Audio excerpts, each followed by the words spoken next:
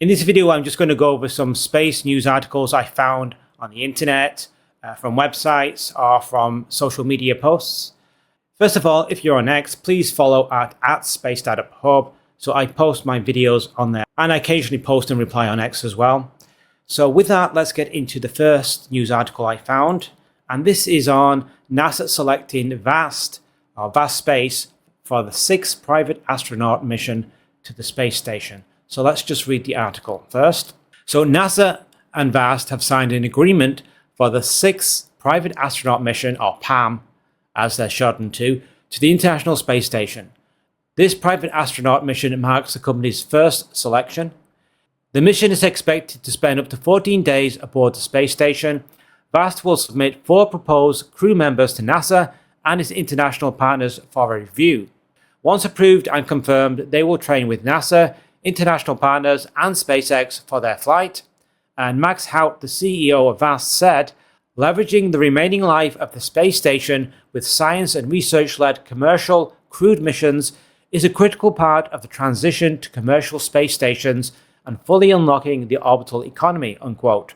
The company will purchase mission services from NASA, including crew consumables, cargo delivery, storage, and other in-orbit resources for daily use.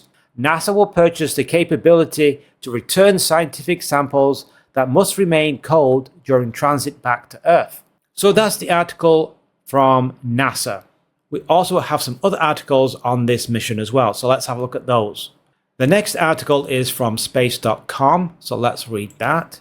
And this is titled "Fully Unlocking the Orbital Economy. This Californian company," that's VAST Space, "will fly astronauts to the space station in 2027. And they say the selection is a big deal for VAST and for NASA, which wants private companies to take the reins from the ISS when it's decommissioned in 2030, which is only about 4 years away from now. So it's not that long really. So we do need the commercial space stations to take over. And one of the ways they can do that is by first dealing with astronauts, sending them to the ISS, learning how to communicate with NASA, and to do all the preparation, the training in advance, look after the astronauts while they're on the station, and then bring them back safely. So this is training for all of that. And we have this section here. VAST and Axiom have similar long-term ambitions. Both companies aim to establish and operate a private space station in low Earth orbit, and both see organizing tourist flights to the ISS as a step towards achieving that goal. Axiom plans to launch a handful of modules to the ISS beginning in 2027. This network will undock from the orbiting lab before its demise, becoming the free-flying Axiom station. VAST intends to launch a Pathfinder station called Haven 1 to low Earth orbit in 2027. So that is the article from space.com. The reason they're mentioning Axiom is that Axiom at the moment is the only private company doing these PAM missions, or private astronaut missions. So there's been 4 of them so far by Axiom. NASA has just granted them a 5th PAM mission. That was in the news last month. And now the 6th one has been granted to VAST Space. So Axiom now has a competitor to send tourists and also astronauts from different space agencies, the European space agencies, individual countries, and also just individuals, private people who want to travel to the ISS can now book with VAST or with Axiom Space. And we also have one more article that we'll read, and then I'll give my opinion on VAST Space getting this private astronaut mission. So this article from Payload is titled "VAST Wins Its First Private Astronaut Mission to ISS." VAST will send private astronauts to the ISS in summer 2027, launch the space agency's 6th private astronaut mission. The previous 5 missions have all gone to competitor Axiom. Axiom announced in January that it has won NASA's 5th private astronaut mission. That's basically all they're saying. So now we're up to speed with the news. Axiom have had 4 private missions to the International Space Station. They've been awarded a 5th one in January of this year, and now the 6th mission has gone to VAST Space, which is a competitor in the commercial space station market. Both are working on building commercial space stations. Both are looking to get NASA funding, Phase 2 funding for the commercial LEO destinations program. Axiom Space got funding for Phase 1, VAST Space hasn't, and their Haven 1 module is entirely privately funded. So they've not received any money from NASA. So we have a look at this image. So this was from several years ago. If you look on the right, you'll see the CEO, Max Hout. So obviously they have a partnership with SpaceX. SpaceX will be launching the Haven 1 module into space in 2027. And now they will be partnering with SpaceX to send private astronaut missions to the International Space Station. That should be in 2027.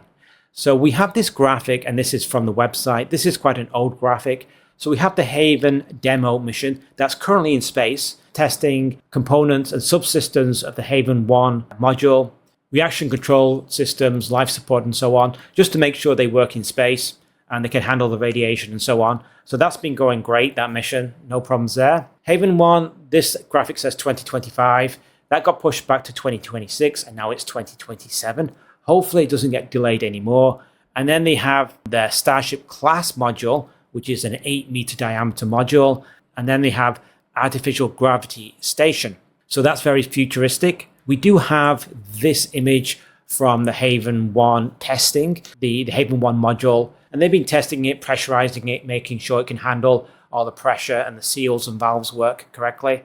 So that's been ongoing. And there's still more work to be done to qualify this vehicle to NASA standards. If you want NASA astronauts on board, it will have to be certified to NASA standards. We have this image. This is a few years ago, but you can see Max Hout sitting down there on the left. And to the right is Helen Huby, who is the CEO of the exploration company, which is a joint Franco-German space startup. You can see the German flag in the middle and the French flag on the right. That is working on cargo vehicles, the Nix vehicle.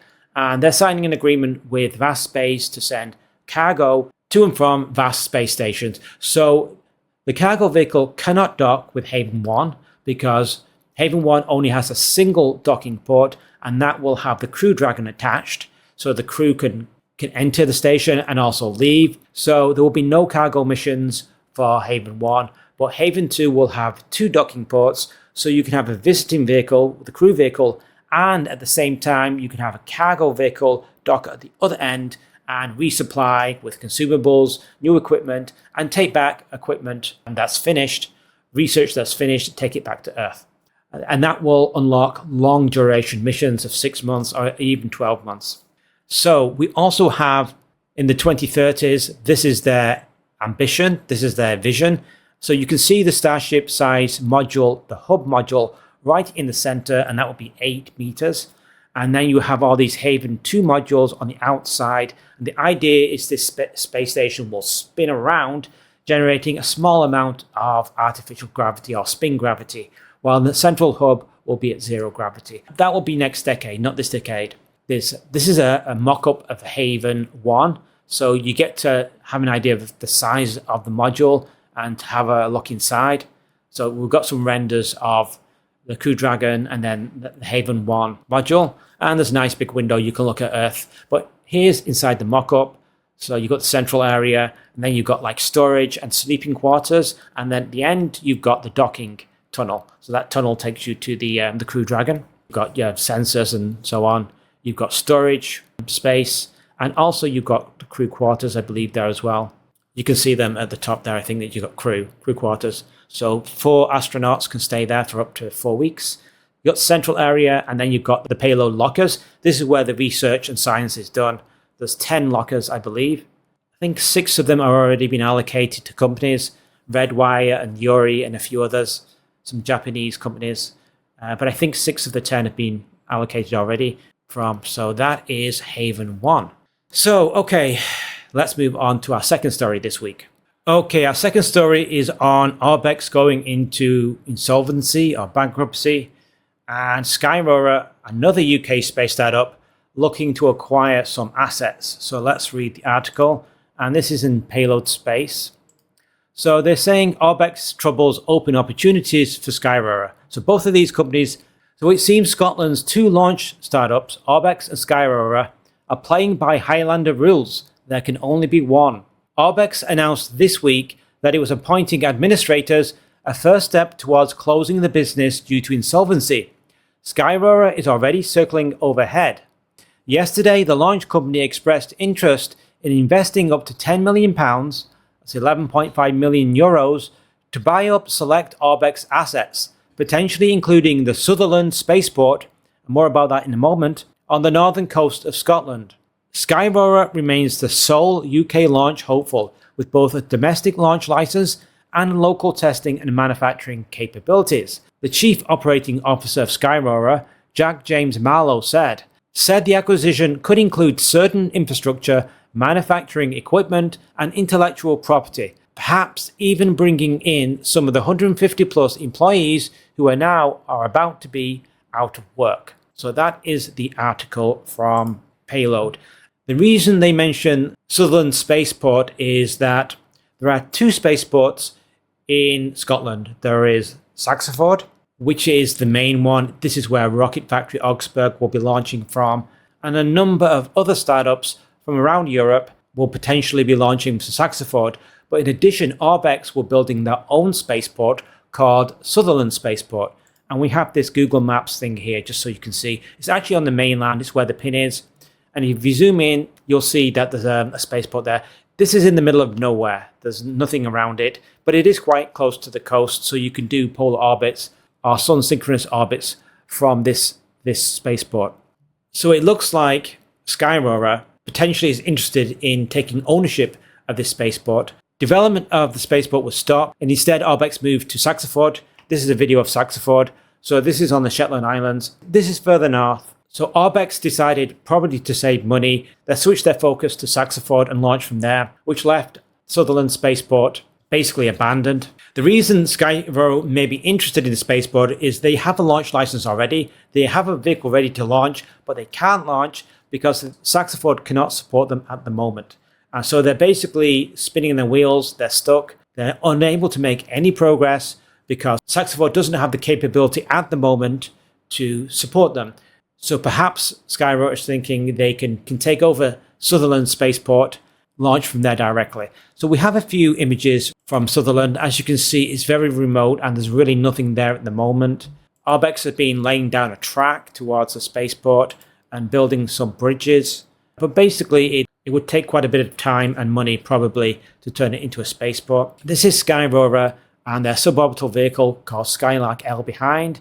And they have a launch license to fly from Saxford, and this is also Skylark L. You can see some photos of them testing their second stage, and we have some renders of what the spaceport would look like. From this slide deck, we can see the Skylark L, that's the black and orange suborbital vehicle, but we can also see a much larger orbital vehicle called Skyrora XL. This slide says 2025, which is obviously way out of date. But it's very likely that Skylark L will launch from 2026 if there's no problems.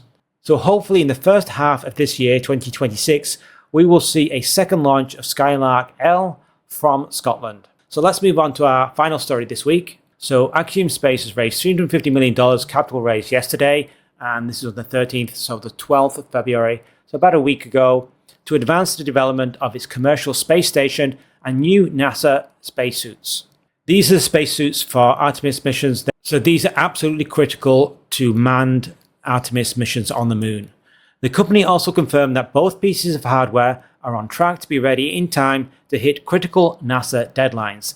And don't forget, Jared Isaacman, the NASA administrator, he wants to get to the moon sooner and as soon as possible. So that puts pressure on Axiom to deliver the spacesuits, which is absolutely critical. Nothing can happen until those spacesuits are qualified. Payload goes on to say Axiom Space has a lot on its plate, and that's an understatement.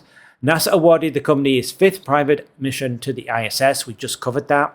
Develop and test the 2 modules it intends to use as a commercial replacement to the International Space Station. The first module is expected to launch no earlier than 2028, and the second module is aiming to launch to orbit slightly less than a year later, so that's 2029. That's only a year before the ISS will be deorbited, before rendezvousing with the first module and creating a 4-crew capable station before the ISS is shut down. The goal is to win a contract under NASA's coveted Commercial LEO Destinations program, and Phase 2 awards are coming up this year. Axiom Space has 2 separate revenue models in mind for the station's operational life. The first one is to serve as a training ground for future astronauts. So that's not just NASA, that is European Space Agency and all the individual space agencies, plus JAXA, Japan, perhaps a number of other countries.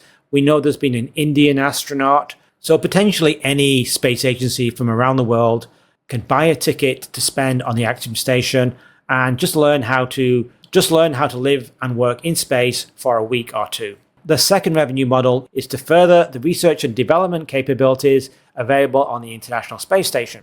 Axiom Space is also in the midst of a critical design phase of its Axiom spacesuits. These are the moon spacesuits which are necessary for any manned missions to the moon. So that's the article, but before we discuss it, let's bring up another article from NASA on Axiom Space. NASA moon mission spacesuit nears milestone.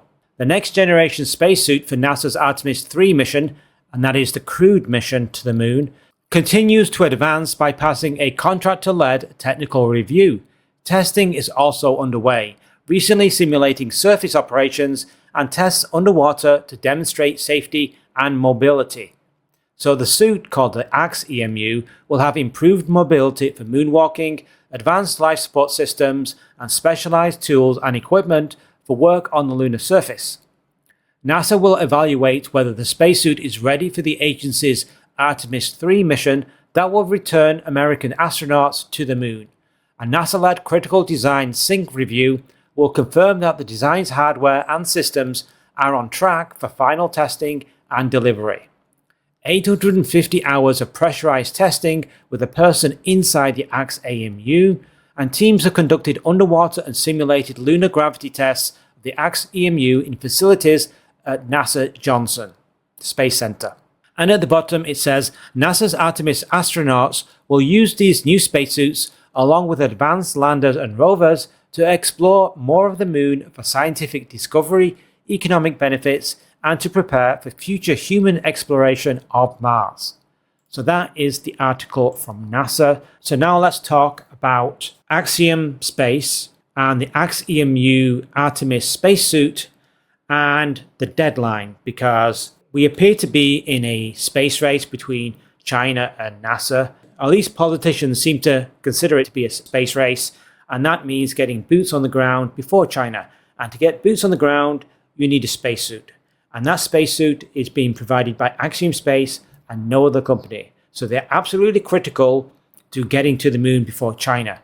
And if you add into the mix this from Project Athena, which was the confidential leaked report from Jared Isaacman before he became NASA administrator. And this particular page mentions Axiom suits, and the highlighted sentence is, "What is the clear state of the suit and schedule, and why are we getting mixed stories?" ? Which is kind of concerning, because it seems to be that some people are saying everything's fine, everything's going according to plan, and other people are saying something different. It's important that progress is made, the deadlines are met, and we can get to the moon. We have some images of the underwater testing. This is at NASA Johnson Space Center, I believe. There's no one in this spacesuit. We have this image here, simulated lunar surface with an Astrolab Flex vehicle, one of the LTVs. And we also have this graphic explaining the technology in the suit. It's got Wi-Fi, custom-made gloves, high-definition camera, helmet and visor, 8 hours of life support. Okay, well that is the final story this week, so thank you for watching. Just a heads up, my next video will be out Friday, and it will be on plan for commercial large-scale operations on the moon. It's a kind of a follow-up to the Lunar South Pole Master Plan, where I had various different regions and different use cases. So I'm going to focus on the commercial region, make some suggestions. So that video should be out Friday. Thank you for watching, and I'll see you next time.